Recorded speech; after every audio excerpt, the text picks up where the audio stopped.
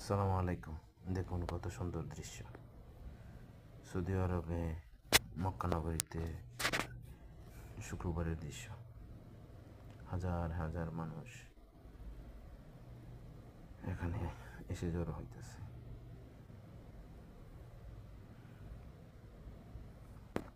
আলহামদুলিল্লাহ, মাশাআল্লাহ, আলহামদুলিল্লাহ।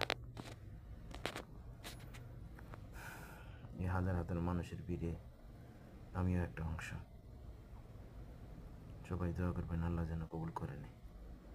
আমি দেখুন, পৃথিবীর এমন কোনো দেশ নাই যে দেশের মানুষ এখানে আসে না।